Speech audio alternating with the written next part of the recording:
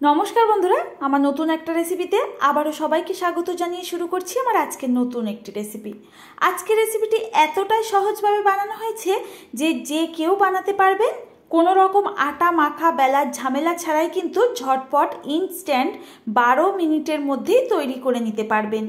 এই রেসিপিটি এতটাই সহজ বানানো যে কি বলবো, রেসিপিটি দেখলে কিন্তু বাচ্চা থেকে বড় যে কেউ বানাতে পারবেন। যখন তখন যখনই খেতে মন চাইবে এটা ঝটপট বানিয়ে গরম গরম কিংবা ঠান্ডা পরিবেশন করতে পারবেন। বাচ্চাদের টিফিনের জন্য কিন্তু দুর্দান্ত একটি স্বাস্থ্যকর রেসিপি। তো চলুন বন্ধুরা, আজকে সম্পূর্ণ রেসিপিটি দেখার জন্য অনুরোধ রইল। শুরু করছি আমার রেসিপিটি। এই রেসিপি তৈরির জন্য আমাদের লাগছে দুটো ডিম। এই ডিমটা যেন নর্মাল টেম্পারেচারে থাকে খেয়াল রাখবেন। তো দেখুন, আমি দুটো ডিম দিয়েই আজকে সম্পূর্ণ রেসিপিটি তৈরি করে দেখাবো। তো ডিমের মধ্যে আমি এখন দিয়ে দেব স্বাদ মতো চিনি। তবে আমি এখানে 60 গ্রাম মতো চিনি ব্যবহার করেছি। কয়েকজন বন্ধু বলেছেন মাপটা ঠিকভাবে বলবেন, মেজারমেন্ট কাপের মাপটা বুঝতে পারি না। তো আমি দুটো ডিমেতে আমি এখানে 60 গ্রাম চিনি দিয়েছি। আপনারা বাড়িয়ে কমিয়ে নিতে পারেন পরিমাণটা। এবার দেখুন, চিনিটাকে আমি খুব ভালো করে এখানে ফেটিয়ে নিচ্ছি ডিমের মধ্যে। খুব ভালো করে ফেটানো হয়ে গেছে। ডিমটা কিন্তু অনেকটা পরিমাণে এখানে ক্রিমের মতো হয়ে গেছে। এখন আমি এর মধ্যে 30 গ্রাম মতো তেল অ্যাড করে দিচ্ছি। এখানে রিফাইন্ড অয়েল ব্যবহার করেছি, আপনারা যদি চান বাটার ব্যবহার করতে পারেন। এখানে দেখুন সামান্য একটুখানি ভ্যানিলা এসেন্স দিচ্ছি যাতে সুন্দর একটা ফ্লেভার আসে, ডিমের গন্ধটা যেন একদমই না লাগে। অনেকেই ডিমের গন্ধ পছন্দ করেন না, এখানে এইভাবে কিন্তু যদি ভ্যানিলা এসেন্স থাকে দেবেন, আর না হলে আপনারা এলাচের গুঁড়োও ব্যবহার করতে পারবেন। এখন আমি এর মধ্যে 1 কাপ ময়দা মানে 260 গ্রাম ময়দা, 1 চিমটি লবণ আর 2.5 গ্রাম মতো দিয়ে দিচ্ছি ড্রাই ইস্ট। এই তিনটে উপকরণ দেওয়ার পর এই ডিমের ব্যাটারটার মধ্যে খুব ভালো করে মিক্স করতে হবে। এখনো পর্যন্ত খেয়াল করে দেখেছেন আমি কোনো রকম জল বা দুধের ব্যবহার করিনি। এর মধ্যে আমি অ্যাড করে দিলাম 50 ml দুধ। এই দুধটা কিন্তু আগের থেকে আমি জাল করে রেখেছিলাম, কিন্তু নর্মাল টেম্পারেচারে আসার পর ব্যবহার করেছি। কোনো রকম ঠান্ডা কিংবা গরম দুধ একদমই অ্যাড করা যাবে না। আর দেখুন, এই ব্যাটারটা কিন্তু একটুখানি খুব ভালো করে ফেটিয়ে নিতে হবে। আর এই ব্যাটারটা কিন্তু কেকের তুলনায় অনেকটা বেশি গাঢ় হবে। তো দেখুন, এইভাবে আমি বেশ কিছুটা টাইম নিয়ে খুব ভালো করে ফেটিয়ে নেব। এখন আমাদের ব্যাটারটা কিন্তু বেশ খানিকটা সময় নিয়ে আমি ফেটিয়ে নিয়েছি। এটাকে ঢেকে আমি 20 মিনিটের জন্য রেস্টে রাখবো।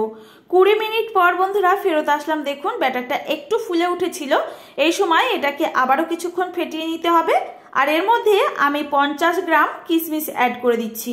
এখানে আপনারা আপনাদের পছন্দসই কিন্তু যে কোনো ড্রাই ফ্রুটস অ্যাড করতে পারেন। আমি যেহেতু রুটি বানাচ্ছি তাই এর মধ্যে শুধুমাত্র কিশমিশটাই অ্যাড করলাম। এটা যেমনই খেতে ভালো হবে তেমনই কিন্তু হেলদিও হবে। এখন কিশমিশ এই ব্যাটারের মধ্যে খুব ভালো করে কিন্তু মিশিয়ে নিয়েছি। এই ব্যাটারটা পুরোপুরি তৈরি কেক বা রুটি বানানোর জন্য। এখন আমি এখানে নিয়ে নিয়েছি 4টে একই সাইজের বাটি। তো স্টিলের বাটির মধ্যেই আজকে তৈরি করব। আপনারা যে কোনো কাপ কিংবা গ্লাসের মধ্যেও তৈরি করতে পারেন। এখন এই বাটিগুলোর গায়ে ভালো করে তেল ব্রাশের সাহায্যে লাগিয়ে দিচ্ছি। এতে করে রুটিগুলো যখন মোল্ড আউট করবো অনায়াসে বেরিয়ে আসবে, কোনো রকম অসুবিধা হবে না। আগের থেকে যে ব্যাটারটা তৈরি করে সাইডে রেখে দিয়েছিলাম, এই ব্যাটার থেকে আমি হাফ বাটি করে ব্যাটার ভরে ভরে দিয়ে দিচ্ছি। তো দেখুন বন্ধুরা, পুরোটা ভরতে যাবেন না, তাহলে কিন্তু আমাদের বেক হওয়ার পর এই রুটিগুলো কিন্তু বাইরে পড়ে যেতে পারে। তো দেখুন বন্ধুরা, আমি এখানে পুরোপুরি কিন্তু বাটিটাকে ভরছি না, খেয়াল করে দেখুন। আমরা এখন এই বাটিগুলোকে বেক করব না, এটাকে আধা ঘন্টার জন্য আমরা রেস্টে রাখবো। এতে করে বাটিগুলোর মধ্যে পুরোপুরি এই ব্যাটারটা ফুলে যাবে আর আমাদের বেক করার পর রুটিগুলো কিন্তু ভীষণই স্পঞ্জি হবে। তো আধা ঘন্টা পর ফেরত আসলাম। দেখুন বাটিগুলো কিন্তু পুরোপুরি ভরে উঠেছে। এখন আমাদের বেক করার জন্য এই বাটিগুলো পুরোপুরি রেডি। তো এর ওপর কিছুই ব্রাশের সাহায্যে লাগাতে হবে না। আমরা অন্য সময় যেমন রুটি বেক করার জন্য ওপর থেকে ডিমের গোলা কিংবা দুধের মিশ্রণ লাগাই, কোনোভাবে কিছুই দিতে হবে না। এগুলোকে এখন বেক করে নেব। আগে থেকে একটা কড়াই স্ট্যান্ড ঢাকা বন্ধ করে আমি গ্যাসের ফ্লেমটা এরকমভাবে দেখুন প্রিহিট করে নিয়েছি 5 মিনিটের জন্য হাই ফ্লেমে রেখে। এখন এর মধ্যে আমাদের বাটিগুলোকে সাবধানে বসিয়ে দিতে হবে। কোনো রকম জল দিতে যাবেন না, তাহলে কিন্তু এই রুটিগুলো একদমই ভালো হবে না। তো আমি 4টে বাটিকে সাবধানে এখানে সাজিয়ে দিয়েছি। ওপর থেকে সুন্দর দেখার জন্য একটুখানি টুটি ফুটি দিয়ে সাজিয়ে দিচ্ছি। হাতের কাছে যদি থাকে অবশ্যই দেবেন, আর যদি না থাকে দিতে হবে না। আমি একটু সৌন্দর্য দেখার জন্য দিয়েছি, এর জন্য স্বাদের কোনো পরিবর্তন হবে না। এবার ঢাকা বন্ধ করে আমি 9 মিনিটের জন্য গ্যাসের ফ্লেমটা লো টু মিডিয়ামে রেখে বেক করব। ফিরে আসবো বন্ধুরা 9 মিনিট পর। এখন চেক করে নেব রুটিগুলো আমাদের পুরোপুরি তৈরি হয়েছে কিনা। একটা এরকম কাঠি নিয়েছি আর মাঝখানে এইভাবে একটুখানি দিয়ে চেক করে নিচ্ছি। সামান্য একটু একটু লেগে আসছে, মানে আমাদের এই রুটিগুলো এখনও কিছুটা হতে বাকি আছে। আবারও 2 মিনিটের জন্য আমি গ্যাসের ফ্লেমটা লো টু মিডিয়ামে রেখে ঢাকা বন্ধ করে বেক করব। তো 2 মিনিট পর দেখুন আমার টোটাল এখানে 11 মিনিট টাইম লেগেছে ঘড়ি দেখে। তো দেখুন বন্ধুরা, এটাকে আবারও চেক করে নিচ্ছি, পুরোপুরি ক্লিন আসছে কাঠি, মানে আমাদের পুরোপুরি কিন্তু তৈরি হয়ে গেছে এই রুটিগুলো। এখন এগুলোকে আর বসিয়ে রাখবো না, এগুলো ঝটপট নামিয়ে ফেলতে হবে। আর পুরোপুরি ঠান্ডা হয়ে যাওয়ার পর আমি আপনাদের দেখিয়ে দিচ্ছি কতটা সুন্দরভাবে তৈরি হয়েছে। বন্ধুরা, আজকে তো মনে করাতেই ভুলে গেছি, রেসিপিটি যদি আপনাদের কাছে সহজ বলে মনে হয় অবশ্যই একটা লাইক করে দেবেন, আর যদি ভালো লাগে রেসিপিটি কমেন্ট করে জানাবেন। নতুন বন্ধুরা কেউ এসে থাকলে আমার চ্যানেলটিকে আজই সাবস্ক্রাইব করে নেওয়ার জন্য অনুরোধ রইল। পাশে থাকা নোটিফিকেশন বেলটা অবশ্যই অন করে রাখবেন, সবার আগে এই রকম রেসিপি আপনারা পেয়ে যাবেন। তো দেখুন বন্ধুরা, এটাকে একটা বের করে নিয়েছি, আর একইভাবে সমস্ত বাটিগুলো কিন্তু একটা ছুরি কিংবা চামচের পেছন সাইড দিয়ে এইভাবে করে বের করে নেব।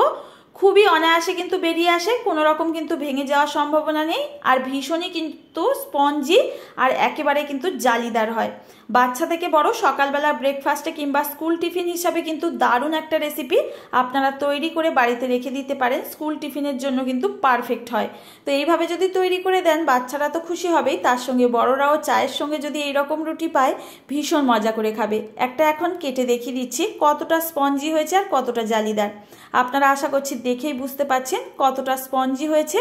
তো বন্ধুরা, আপনারা কিন্তু আটা মাখার কোনো রকম ঝামেলা ছাড়াই এইভাবে আজকের রেসিপিটি ট্রাই করে দেখতে পারেন। খুবই কম টাইমের মধ্যে বানানো এই রেসিপিটি কিন্তু আমার কাছে খুবই ভালো লাগে তৈরি করতে। তো দেখুন কতটা স্পঞ্জি আর জালিদার আর কতটা সুন্দর দেখতে হয়। তো বন্ধুরা, আজকের রেসিপিটি যদি ভালো লাগে অবশ্যই ফ্রেন্ড ও ফ্যামিলির কাছে প্রচুর পরিমাণে শেয়ার করার জন্য অনুরোধ রইল। আজ আসি, দেখা হবে আবারও এরকম কোনো রেসিপির সঙ্গে। ধন্যবাদ।